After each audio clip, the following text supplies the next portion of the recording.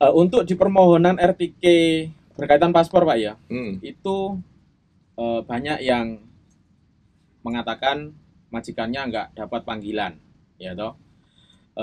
Di situ yang sering terjadi di dalam sistem, apa penyebab utama majikan itu gagal Pak? Maksudnya yang nggak sukses gitu loh.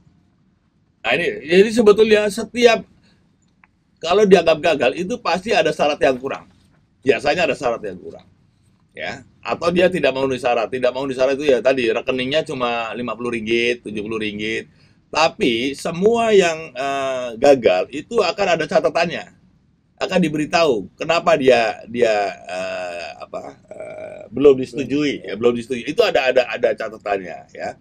Tapi mungkin kalau Pak ini Pak Herga ada nambahin Boleh. dari Ya, kasus-kasus yang ini ya, yang kami ditemukan. tambahkan. Jadi beberapa kasus yang kami belum katakanlah tunda atau reject katakanlah permohonan itu ada beberapa yang memang belum dilengkapi. Jadi kepada semua majikan kan majikan itu punya admin, punya username. Di sistem itu akan ada catatan. Catatan apa alasan penolakannya? Apakah KWDBLSP-nya belum diupload, apa identitasnya majikan belum diupload, atau memang penyata bank statement-nya belum diupload gitu ya, atau surat jaminannya belum diupload, itu akan ada keterangannya.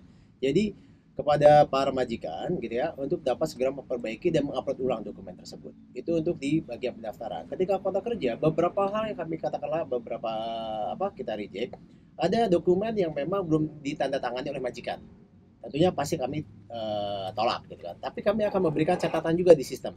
Di sistem itu akan ada catatan majikan belum tanda tangan kontrak kerja. Silakan diupload ulang jika sudah dilengkapi. Dan kami mungkin sampaikan pada kesempatan ini biar teman-teman paham bahwa di KBRI Kuala Lumpur ini kontrak kerja RTK yang sejak dibuka dari awal akhir Februari ya kalau tidak salah sampai sekarang kami sudah luluskan sebanyak 13.474 kontrak kerja. Dan total di Semenanjung Malaysia dengan KJRI Penang dan KJRI Johor Bahru di angka 17.000 lebih kontrak kerja. Artinya sudah cukup banyak yang kita luluskan. Jadi bagi teman-teman majikan harus juga memastikan nih username dan passwordnya itu memang majikan yang pegang, bukan orang lain. Karena beberapa kasus pernah datang majikan datang ke KBRI, ke kedutaan lalu menanyakan, Pak, username kami kok tidak bisa lagi digunakan, password kami ketika membuka sistem. Saya tanya, apakah ada staf atau orang lain yang mengetahui? Oh iya Pak, staf saya yang dulu gunakan, tetapi sudah tidak lagi kerja di situ. Nah ini jadi masalah kemudian juga nih.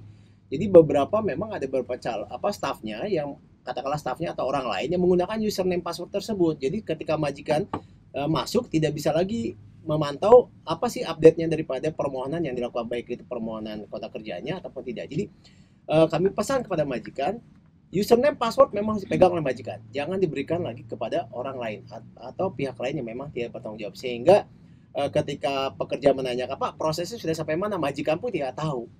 Yang tahu adalah Pak staf saya. Nah stafnya udah kabur. Ini ada dua kasus yang sudah kita terima di kedutaan. Ini kami pesan bahwa username itu hanya dipegang oleh majikan. Jangan diberikan kepada pihak lain. Demikian.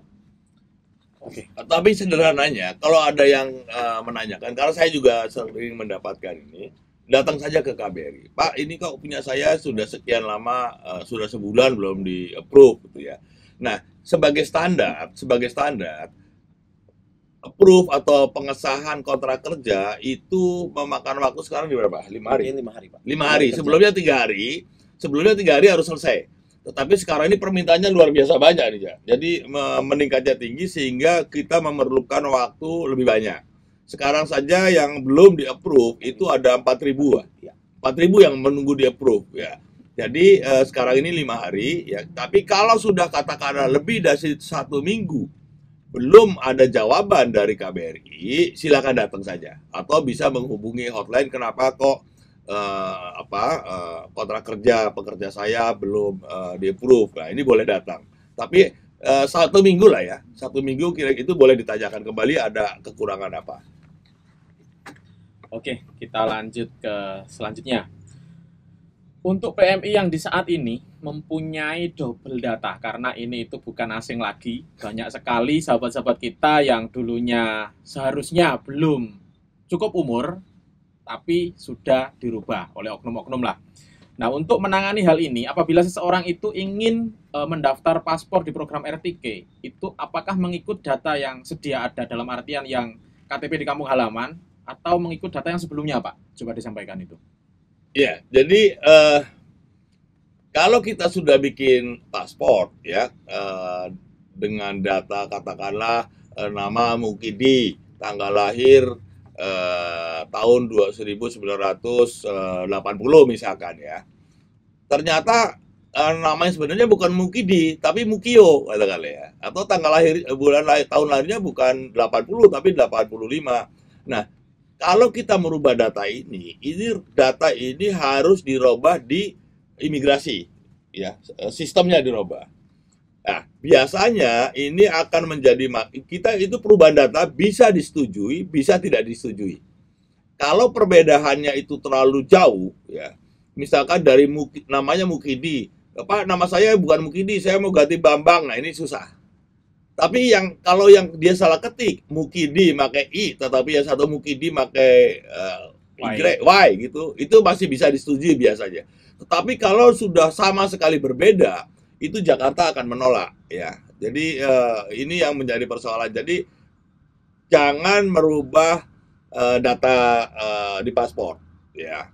Nah, yang lebih celaka lagi, Pak, banyak juga beberapa kita ketemukan, Pak, nama saya di permit namanya Bambang. Sebetulnya yang ini bukan Bambang, Pak. Kita mau diganti namanya gitu, diperbaiki. Kalau nama di paspor diperbaiki, sementara nama di permitnya itu nama yang Bambang katakan ya, maka permitnya otomatis akan di-cancel. Auto terbatal, Pak. Auto batal gitu ya. Auto terbatal. Auto terbatal. Nah ini, jadi ini juga ya, ini saya juga heran ya. Boya kalau bikin paspor, sebelum diterima itu dibaca dulu, ini datanya udah bener belum sih gitu loh. Jangan sudah sampai sini baru tahu kalau datanya salah. Ya. Nah ini bisa mengajukan koreksi data, tetapi belum tentu disetujui. Kalau data itu bedanya terlalu jauh, kalau kurang satu huruf atau itu tadi I jadi Y gitu ya, ini kadang-kadang masih disetujui oleh Jakarta. Memang waktunya agak lama, biasanya itu bisa 2 mingguan tuh Cak. Tapi kalau datanya udah sama sekali berbeda, dari nama Mukidi mau diganti Bambang udah pasti ditolak itu.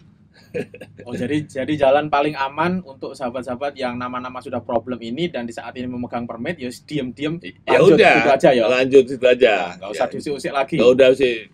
Nah ini kemarin tempo hari berapa tahun yang lalu, 2, 3 atau 4 tahun yang lalu ada masalah di Hong Kong. Jadi nama permitnya, pengajuan perpanjangan permitnya pakai data yang baru yang sudah dikoreksi, malah jadi masalah, dianggap pemalsuan. Iya Pak, double data Pak. Double data, malah ada yang dipenjara. Jadi ya kalau sudah terlanjur SARA ya sudah lah ya. Tapi nanti kalau sudah nggak kerja baru diperbaiki lagi gitu ya. Oke, kita lanjut ke pertanyaan yang nomor 14. Siapa yang harus menanggung biaya pembuatan surat kontrak kerja, khususnya di sektor non-formal? Karena ini di luaran itu ribut, Pak. Saya mau sambung paspor yang sektor-sektor non-formal loh. Tapi KBRI minta surat kontrak kerja, dan itu dipotong oleh majikannya, Pak. Itu apa yang bisa dilakukan oleh pekerja tersebut, Pak, agar tidak dipotong? Nah, coba disampaikan. Nah, ini bagian potong-memotong. Yang pertama saya ulangi lagi bahwa semua pembuatan kontrak kerja di KBRI itu KBRI tidak memungut bayaran. Artinya semuanya gratis. Semua pembuatan pengesahan kontrak kerja dari kedutaan atau dari KJRI itu semuanya gratis. Tidak ada biaya. Itu yang pertama kita harus tanyakan.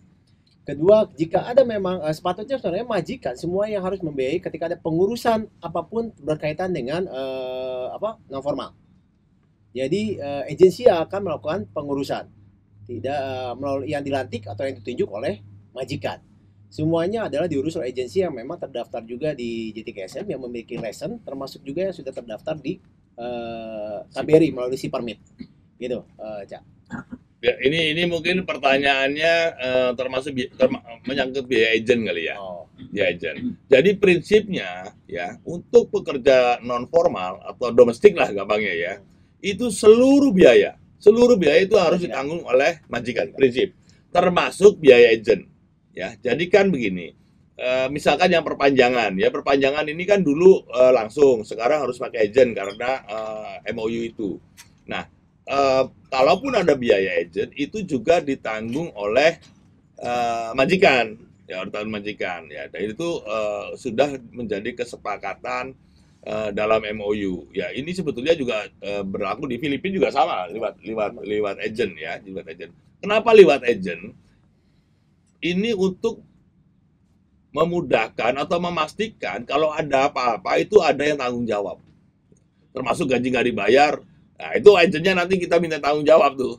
Ini nggak dibayar, sampai urus tuh sama majikannya gitu ya. Nah, ini tanggung jawab maksudnya itu. Jadi nggak usah khawatir, PMI itu nggak usah khawatir karena yang bayar itu majikan. Kalau ada majikan yang potong, silahkan laporkan, kan gitu saja.